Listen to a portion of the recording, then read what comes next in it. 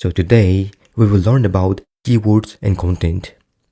To use keywords in content, focus on naturally incorporating them in relevant places like titles, headings, and throughout the text.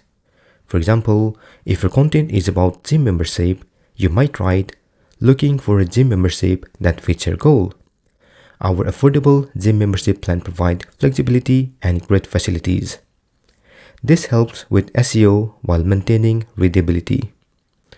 Strategically positioning keyword on your page can keep visitors engaged and improve your page ranking in search result.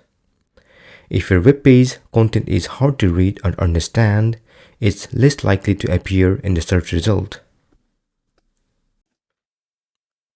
For example, let's use ChatGPT to generate content and add keyword in the first and last sentence. So I will ask, generate a content about gym membership, max 60 word, and add this keyword buy membership in the first and last sentence. It will then generate a content for us with keyword added in the first and last sentence.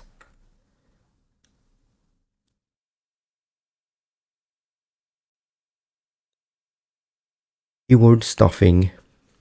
Keyword stuffing is the practice of overloading a web page with an excessive number of keywords to manipulate search engine ranking.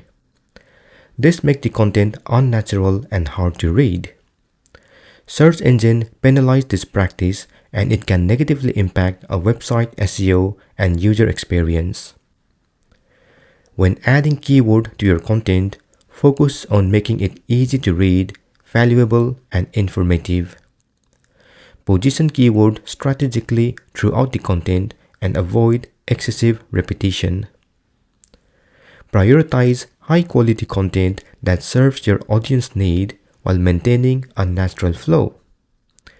This ensures both user satisfaction and improved search engine ranking.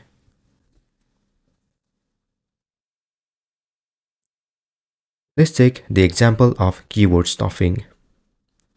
In this content, you can see lot of repetitive keyword, gym membership. So please avoid using keyword like this. This is the end of this session. In the next session, we'll learn about titles and meta description. Feel free to comment below if you have any questions. Also, please don't forget to like, share, and subscribe to my channel to get more videos in the future. Thank you and see you soon.